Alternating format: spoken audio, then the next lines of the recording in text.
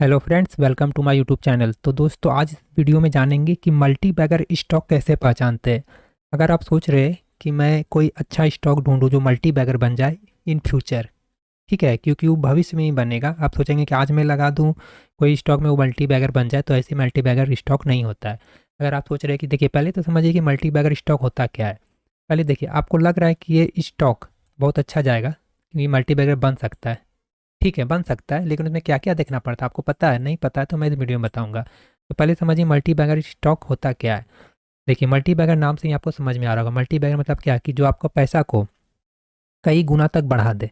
जैसे कि आप कोई सा भी स्टॉक में बाई किए, उसका शेयर बाई किए, तो वो क्या है कि जैसे आपने 1,000 रुपये इन्वेस्ट किया ना उसमें, तो वो क्या है, 1,000 का इन्वेस्ट को आपको क्या करता है, कई गुना कर देता है। जैसे कि 1,000 का 2,000, 3,000, 4,000, 5,000, 6,000, 10,000 कर देता है। समझिए, मतलब उसको दुगना से तुगना चुगना पचमुगना जितना कितना भी कर सकता है वो। तो वही स्टॉक क्या कहलाता है, मल्टी बैगर स्टॉक। तो उसमें क्या लगता है, टाइम लगता है। ठीक है, तो उसमें क्या क्या आपको कौन सा, देखिए, share market, India share market में करीब करीब 5,500 से प्लस कंपनी क्या लिस्टेड है।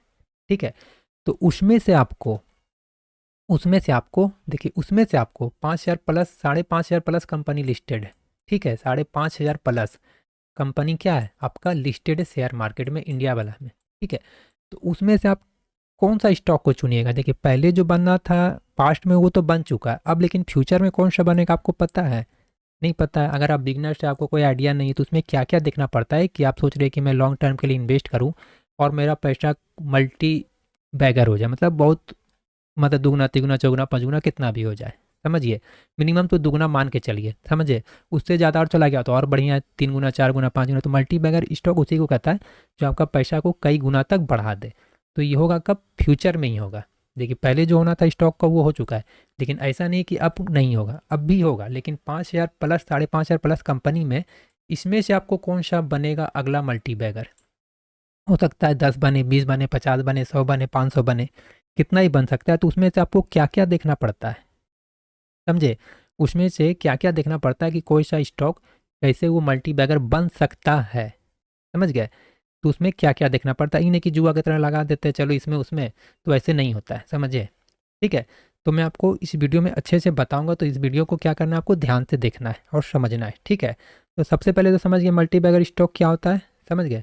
अब इसको देखिए, पहचानना कैसे है, समझ गए। मल्टी बैगर स्टॉक, इसको पहचानना कैसे है, समझे। तो देखिए, सबसे पहले मैं बता रहा हूँ, ध्यान से समझिएगा, देखिएगा इस वीडियो को, समझे। तो देखिए, मल्टी बैगर बनने के लिए कंपनी में क्या होना चाहिए, उसका फास्ट ग्रोथ होना चाहिए। मतलब उसका जो ग्रोथ है वो क्या होना चाहिए, फास्ट होना चाहिए। कोई भी अगर मल्टी बैगर बन रहा है स्टॉक, ठीक है, मल्टी बैगर स्टॉक कोई बन रहा है, तो उसमें सबसे पहले तो कंपनी का ग्रोथ, जो ग्रोथ है ये क्या होना चाहिए, फास्ट। सबसे पहले जो ज़रूरी है, मैंडेटरी है, मतलब, समझ गए। उसके बाद उसमें क्या देखना है कि उसका रिवेन्यू जो है, आपका जो रिवेन्यू है, ये क्या है ना, आपको हर साल बढ़ना चाहिए। हर साल बढ़ना चाहिए, हर साल क्या ऊपर जाना चाहिए। ये नहीं कि एक साल ऊपर गया और दूसरा साल नीचे आ गया, तो ये नहीं। इसका जो है रेवेन्यू, वो हर साल क्या होना चाहिए, इंक्रीज होना चाहिए, बढ़ना चाहिए। उसके बाद हो गया प्रॉफिट, ये हो गया प्रॉफिट। ठीक है, प्रॉफिट क्या है, उसको कंटिन्यूसली ग्रो होना चाहिए। प्रॉफिट जो है कंटिन्यूसली ग्रो होना चाहिए, मतलब उसको भी क्या है, ऊपर जाना चाहिए हर एक साल। ये नहीं कि एक साल ऊपर गया दूसरा साल नीचे आ गया, ऐसा नहीं होना चाहिए। तो यहाँ तक क्या, रिवेन्यू और प्रॉफिट कंटिन्यूसली बढ़ना चाहिए। कंपनी के पास जो डेप्ट है, मतलब जो कर्ज हो गया, ऋण हो गया, वो आपको देखना है कि कम है या फिर मैनेजेबल। देखिए, कम रहेगा तो कोई दिक्कत नहीं है, आराम से हो जाएगा, लेकिन मैनेजेबल भी रहना चाहिए। इससे चलिए कि मैं मैनेज कर सकता हूँ, इतना ऋण है तो एक झटका में या धीरे धीरे ये मैनेज हो जाएगा। ये नहीं कि इसको बहुत ज़्यादा हाई, ये नहीं रहना चाहिए। तो कंपनी का आपको डेप्ट भी देखना है, कम है या फिर मैनेजेबल है। अगर ज़्यादा है तो समझ जाइए ये प्रॉब्लम करेगा आगे जाके। और उसके बाद देखना है कि उसका जो बिजनेस, जो वो स्टॉक, वो उसका जो बिजनेस है वो क्या ओरिएंटेड होना चाहिए। मतलब कि आपको पता होना चाहिए कि हाँ, ये स्टॉक कम से कम तो इन फ्यूचर अच्छा कर सकता है, मतलब हाँ, इसका जो सेक्टर है बहुत अच्छा सेक्टर में ही है। समझ गए, तो इसका फ्यूचर जो है ओरिएंटेड होना चाहिए। समझ गए। और आपको देखिए, सीधी शब्दों में बता रहा हूँ, इतना जो मैंने आपको बताया उसका सीधी शब्दों में ये है कि जिसका सेल्स, जो कंपनी का सेल्स है और प्रॉफिट, जो प्रॉफिट, समझे, ये जो दोनों सेल्स और प्रॉफिट दोनों बढ़ रहा हो, समझ गए, जिसका सेल्स और प्रॉफिट दोनों बढ़ रहा हो, समझिए कि वही मल्टी बैगर आगे जा कर के बन सकता है। समझ गए, वो क्या है, आगे जा कर के मल्टी बैगर आपका बन सकता है जिसका सेल्स प्लस प्रॉफिट दोनों बढ़ रहा हो। समझ गए। अब इसमें देखिए क्या क्या देखना है, समझिए।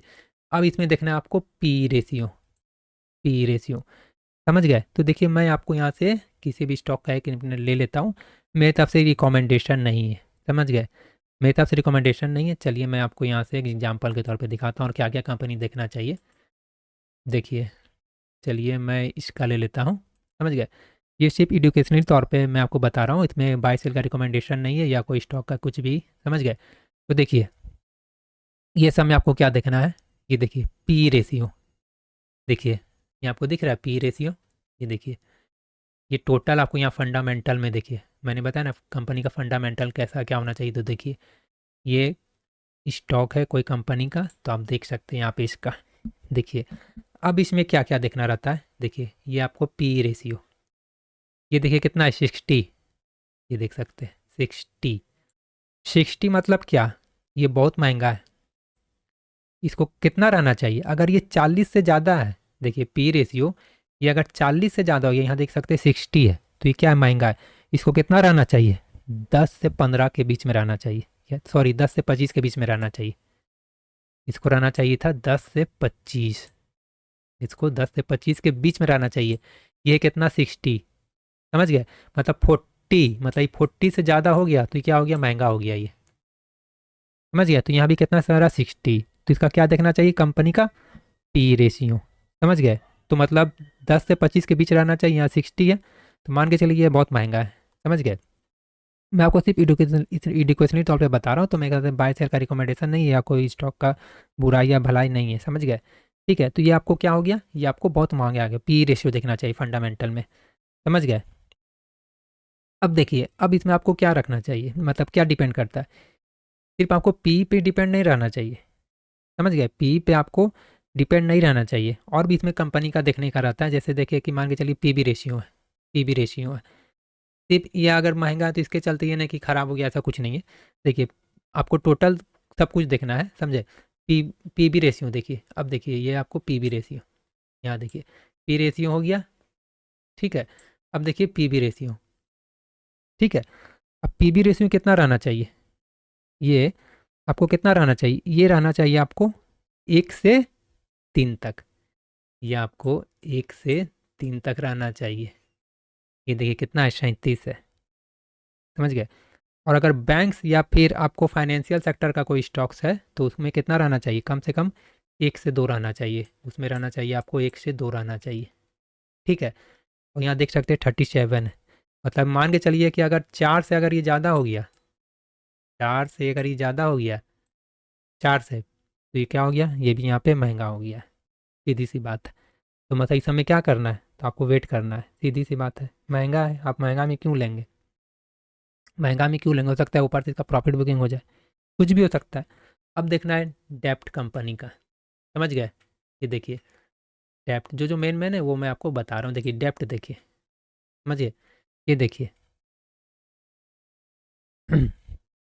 डेप्ट हो गया आपको कितना है, 0.59, तो डेप्ट आपको कितना रहना चाहिए, डेप्ट इसमें मान के चलिए सही है, डेप्ट आपका कितना रहना चाहिए, बेस्ट तो देखिए 0 से 0.5 आपका क्या हो जाता है, बेस्ट, डेप्ट का मैं बात कर रहा हूँ, समझ गए। और आपको ठीक ठाक आप बोल सकते हैं, मतलब 0.5 से 1 तक का रहता है तो ठीक ठाक है, तो मतलब ये ठीक ठाक है, समझ गए।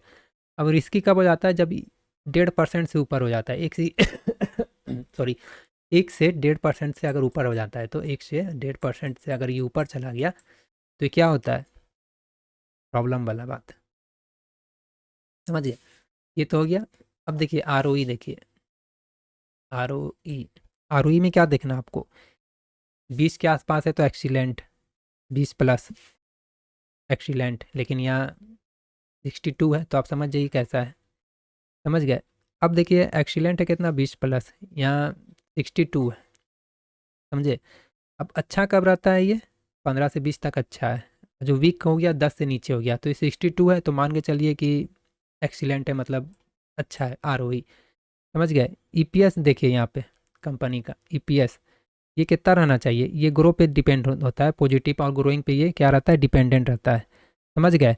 तो आपको इसमें क्या देखना रहता है, पिछला 3 से 5 साल में बढ़ रहा है कि बढ़ा हुआ है कि नहीं, पिछला 3 से 5 साल में आपको देखना है आरओई में। यहाँ से मैं हटाता हूँ, सॉरी ईपीएस में, ये वाला टीटीएम ये तुम भी बोल सकते हैं। तो देख सकते हैं ये 96 है, तो आपको देखना है पिछला 3 से 5 साल में बढ़ा हुआ है कि नहीं, ये आपको देखना रहता है। समझ गए। फिर डिविडेंड वगैरह ये सब कोई खास मायने नहीं रखता है, मान के चलिए ये आपका है 1.28% है ना, तो मान के चलिए कि ये स्टेबल ही है। समझ गए। ये मतलब 1 से 3 तक रहता है तो मान के चलिए स्टेबल ही है। समझ गया। अगर 5 से ये ज़्यादा रहता तो समझ जाइए कि ये बहुत ज़्यादा हो चुका है डिविडेंड का। समझे। अब देखिए बुक वैल्यू को देखिए सकते हैं, टाइम के साथ इसमें आपको ये देखना रहता है कि ये इंक्रीज हो रहा है कि नहीं, टाइम के साथ इसमें आपको इंक्रीज हो रहा है कि नहीं, ये देखना रहता है आपको। समझ गया। और आपको यहाँ फेस वैल्यू कितना है, 1 है। यहाँ आपको फेस वैल्यू कितना है, 1 है। तो मान के चलिए नॉर्मली ये 1 से और 2 3 5 10 तक मान के चलिए रहता है। समझ गए। तो मान के चलिए ये इन्वेस्टमेंट के तौर पर अगर आप कर रहे हैं, क्योंकि आप मल्टी बैगर ही ढूंढ रहे हैं, तो मान के चलिए इसमें उतना कोई खास मैटर नहीं करता है ये। समझ गए। और इसमें आपको क्या देखना पड़ता है खास करके, ये तो हो गया फंडामेंटल, आपको जो जो मेन चीज़ देखना रहता है मैंने आपको ये बता दिया। अब इसमें क्या रहता है कि आपको देखना पड़ेगा कि वो लार्ज कैप कम से कम ना हो स्टॉक, क्योंकि वो मल्टी बैगर नहीं बन पाएगा। लार्ज कैप का होगा, लार्ज कैप, तो वो क्या होगा, मल्टी बैगर नहीं बन पाएगा। लार्ज कैप के कौन सा होता है, जो 20,000 करोड़ से ऊपर का हो गया मार्केट कैपिटल, जिसका 20,000 करोड़ से ऊपर का हो गया ना, वो कहाँ चला गया, लार्ज कैप। समझ गए। 20,000 करोड़ से ऊपर चला गया ना, वो क्या हो गया, लार्ज कैप। तो लार्ज कैप जो चला जाता है वो समझिए सेफ हो जाता है एक तरह से, लेकिन उसमें चांस कम होता है कि वो मल्टी बैगर बन पाएगा। समझ गए, क्योंकि वो लार्ज कैप में चला जाता है। समझ गया। ऐसा नहीं कि नहीं बन पाएगा, बन सकता है। समझे, लेकिन उसका जो मैंने सब बताई सब सही होना चाहिए। समझ गए, समझ गए।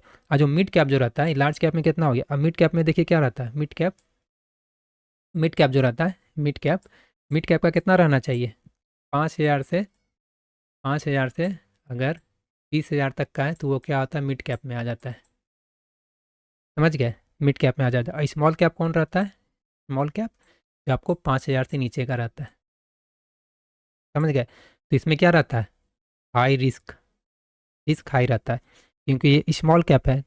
तो जो हाई रिस्क वाला है ना, यही खास तौर पे मल्टी बैगर बनता है। कि मतलब अगर ये मान के चलिए लार्ज कैप का अगर चांस रहेगा 100 में 80% मल्टी बैगर बनने का, मान के चलिए 80 तो नहीं, मान के चलिए 50% रहेगा ना, तो इसमें 80% मान के चलिए कि स्मॉल कैप का है ना, तो आपको क्योंकि आपको 80% चांस रहता है कि इसमें मल्टी बैगर बनने का, क्योंकि स्मॉल कैप है, स्मॉल कैप में जानबे करते हैं बहुत फास्ट ग्रोइंग होता है, लेकिन रिस्क भी रहता है इसमें। समझे।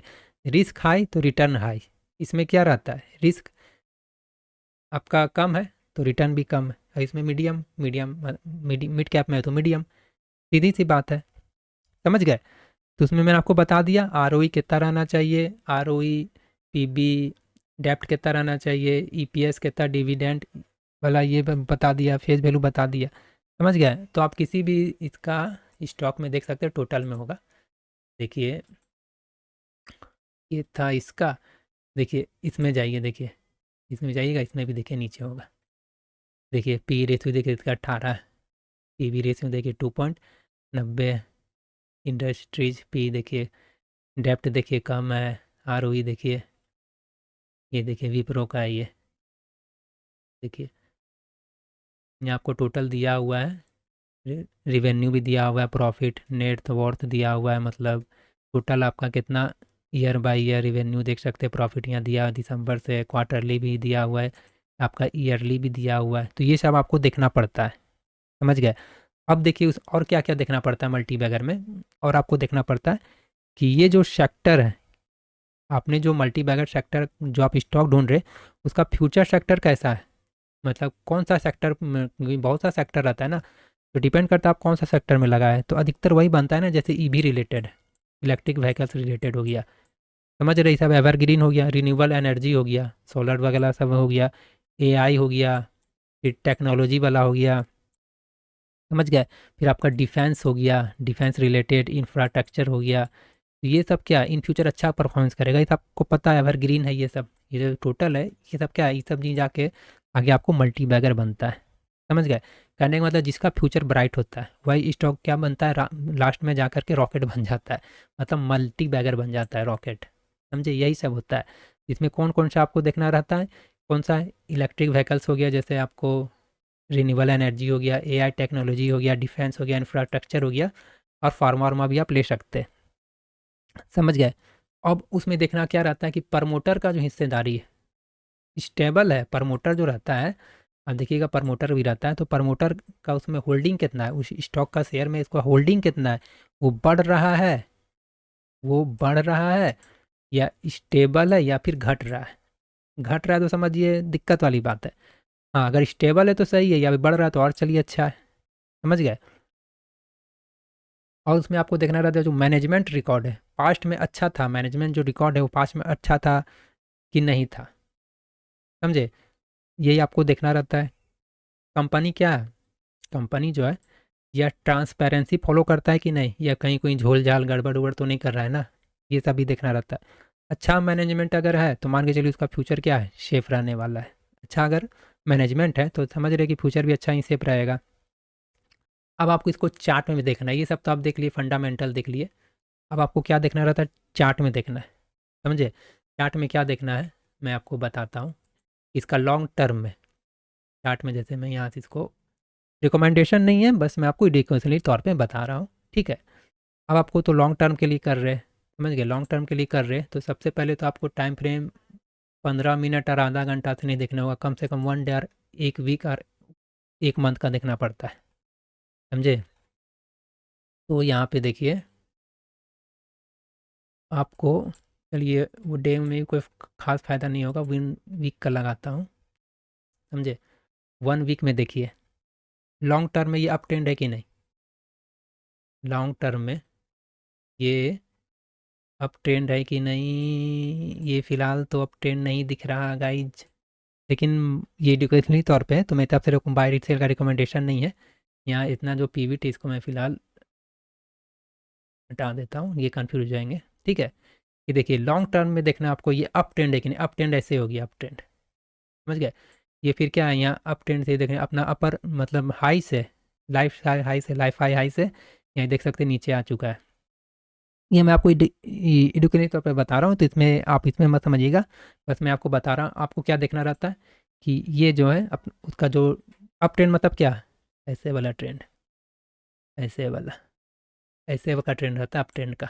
डाउन ट्रेंड तो समझ आइए ऐसे ही रहेगा, और साइडवेज तो समझ रहे हैं, ऐसे रहेगा, ऐसे गया, फिर ऐसे थोड़ा आएगा, फिर ऐसे आएगा, फिर ऐसे आएगा, मतलब क्या ये साइडवेज वाला हो गया, समझ गया। तो इसी जोन में घूर रहा है, तो हो गया साइडवेज।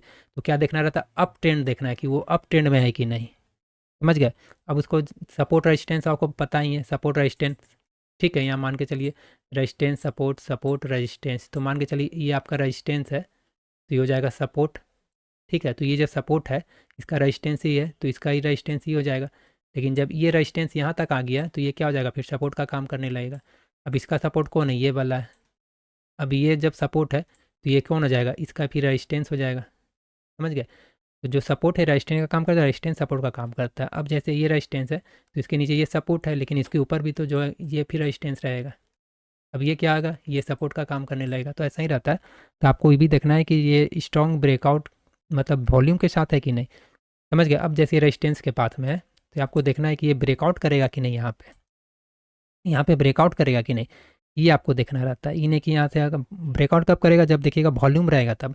ये नहीं किया कि यहाँ वॉल्यूम ही नहीं है कि इसको अब आगे ले जाना स्टॉक को, तो देखिएगा फिर वहाँ से वो नीचे आ जाएगा, फिर सपोर्ट पास आ जाएगा, समझ गए। तो उसमें क्या देखना रहता है आपको, अप ट्रेंड है कि नहीं, और वो हायर हाई बना रहा है कि नहीं, हायर हाई बना रहा है कि नहीं। हायर हायर हाई ऐसे होता है, समझ गए। Higher high, higher high, higher high, higher low, higher low, higher low, ऐसे रहता है, समझ गए। उसमें देखना आपको क्या, अप ट्रेंड में और हायर हाई बना रहा है कि नहीं। तो सीधा सी बात है, फंडामेंटल स्ट्रॉन्ग रहना चाहिए। चार्ट में देखिए स्ट्रॉन्ग है कि नहीं, चार्ट में भी वही तो बता रहा हूँ। चार्ट में देखिए, ये तो 1 वीक का है ना, 1 डे में जाके देखिए, वो 1 डे में जाके देखिए, वो तो आपको फंडामेंटल था, ये अब चार्ट में भी आपको देखना पड़ता है, सिर्फ वहीं देखने से नहीं होता है। चलिए मैं किसी और का एक बार देख लेता हूँ। ये किसी दूसरा स्टॉक का, इसका देखता हूँ। चलिए इसका देख लेता हूँ। ये रहा इसका, ये ये देखिए महीना का है इसका। ये महीना का तो नहीं, चलिए हम लोग डे में आते हैं। अब इसका डे में देखिए, हटा देता हूँ गाइज। हम्म ये देखिए, इसका चार्ट देखिए गाइज, इसका देखिए, ये आपको डे का चार्ट, ये देखिए यहाँ देखिए गाइज, यहाँ ये देखिए कितना पे था, 213 पे था। ये देखिए कब था, आपका 8 अक्टूबर 2025 को था, देख सकते हैं। कहाँ, देखिए 8 अक्टूबर 2025, उससे और बैक आइए, यहाँ देखिए कब 108 है, कब है 11 जुलाई 2025। यहाँ देखिए, देखिए यहाँ पे देखिए 11 जुलाई 2025 को देखिए कितना, 106 रुपये है इसका प्राइस, देख सकते हैं। ठीक है, 11 जुलाई 2025, ठीक है, 106 रुपये। अब यहाँ देखिए, यहाँ कहाँ तक चला गया था ये चला गया था 527। अभी कब, 2 जनवरी को, देख सकते हैं 2 जनवरी को 527, तो आपको 5 गुना तो ऐसा ही हो गया है। तो ये हो गया मल्टी बैगर, देख सकते हैं ये, देख सकते हैं। फिर अभी कहाँ पे आ गया ये, अभी आ गया 415 के आसपास, अभी भी मतलब 4 गुना आपका दे रहा है, अभी भी 4 गुना के आसपास है। तो ये सब स्टॉक हो गया मल्टी बैगर, देख सकते हैं। तो ये क्या है, अप ट्रेंड में था, देख सकते हैं, स्ट्रॉन्ग, देख सकते हैं अप ट्रेंड है एकदम। इसका देखिए हम लोग यहाँ से एक बार देख लेते हैं क्यूपिट का। चलिए इसका यहाँ से देख लेते हैं। मार्केट कैपिटल देखिए करीब ये मिड कैप में आ गया है, देख सकते हैं मार्केट कैपिटल इतना का है, 1,000। पी रेशियो देखिए काफ़ी हाई है, बहुत ज़्यादा हो चुका है ये, जो कि कम रहना चाहिए। 10 से आपको कितना रहना चाहिए, 25 के आसपास तक रहना चाहिए, बहुत ज़्यादा ऊपर आ चुका है। पी रेशियो सब भी बढ़ गया टोटल, मतलब जो ऊपर मतलब बहुत ज़्यादा हो चुका है, होने से सब पूरा बढ़ जाता है। आर वगैरह ये सब फिलहाल सही है, समझ गए। कुछ कुछ चीज़ जैसे होता है क्या है कि बढ़ जाता है, बहुत चीज़ होता है क्या है कि मैनेजेबल नहीं रहता है, समझ गए। पीबी रेशियो भी आपका यहाँ पे तो 28 के आसपास आ चुका है, ये भी काफ़ी बढ़ चुका है आपको पीबी रेशियो, देख सकते हैं। आपको यहाँ पे आर है, आर भी मान के चलिए कि 16 है, तो ठीक ठाक ही है, समझ गए। फिर आपको बिग बुक वैल्यू जो है आपका यहाँ पे, वो भी आपका मतलब घटते बढ़ते रहता है ये आपका, मतलब टाइम के साथ साथ। तो ये फ़िलहाल सही है, लेकिन ये आपका काफ़ी बढ़ चुका है, और इसका आपका चार्ट भी देख चुके हैं कितना खतरनाक तरीका से ये चढ़ा हुआ है। तो मल्टी बैगर के लिए कम से कम 1-2 महीना तो छोड़ दीजिए, कम से कम उसको 2 से 5 साल वेट करना पड़ेगा। लेकिन ये स्टॉक देखा आपने, करीब 1 साल में करीब करीब 4 गुना का रिटर्न दे दिया, देखिए आपके सामने है, देख सकते हैं।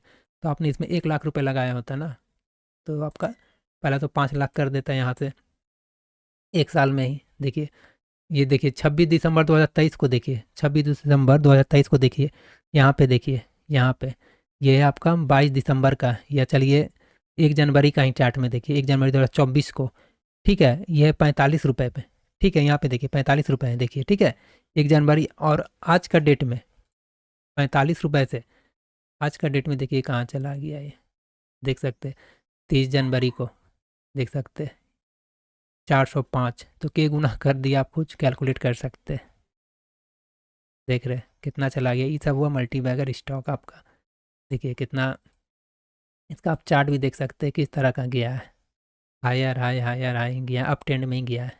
तो ये सब स्टॉक ही मल्टी बैगर बनता है, देख सकते हैं। टिप्स उस पे आपको स्टॉक कभी भी बाई नहीं करना चाहिए, टिप्स पे, समझ गए, ये सब आपको नहीं करना चाहिए। आपको जल्दी प्रॉफिट भी बुक कर लेना है, ऐसा नहीं है कि जल्दी प्रॉफिट तुरंत गया तुरंत प्रॉफिट बुक कर लिया, आपको कम से कम टाइम देना पड़ता है। लेकिन ये देख सकते हैं 2 साल में ही मल्टी बैगर स्टॉक हो चुका, देख सकते हैं। तो मैंने आपको बताया कि क्या क्या देखना पड़ता है, पी रेशियो से लेकर के पूरा चार्ट तक देखना पड़ता है, मार्केट कैपिटल मैंने बता दिया। क्योंकि देखिए स्मॉल कैप जो रहता है 5,000 से नीचे तक का, उसमें क्या रिस्क हाई रहता है, लेकिन वही तब स्टॉक ऊपर जाता है, मल्टी बैगर वही तब बनता है। जो 20,000 करोड़ से प्लस का हो चुका है वो आपको लार्ज कैप में हो गया, तो उसमें क्या आता है, ग्रोथ थोड़ा स्लो हो जाता है, तो उसका मल्टी बैगर का चांस थोड़ा सा स्लो हो जाता है, कि आपको और ज़्यादा रिटर्न देगा, समझ गए। क्योंकि एक तरह से समझिए अच्छा रहा तो स्टेबल हो जाता है, समझ गए, तो उसका जो ग्रोथ है ना थोड़ा धीमा पड़ जाता है, समझ गए। देख सकते हैं इसका, और भी ऐसा बहुत सा स्टॉक्स है, तो वही सब आपको इसमें देखना पड़ता है कि कौन सा आपको मल्टी बैगर स्टॉक बन सकता है इन फ्यूचर में, समझ गए। आई होप आपको वीडियो अच्छा लगा होगा। चैनल पे नए, चैनल को सब्सक्राइब कर लीजिएगा। मेरी तरफ से कोई बाय सेल का रिकमेंडेशन नहीं है, ठीक है। मिलते हैं नेक्स्ट वीडियो में।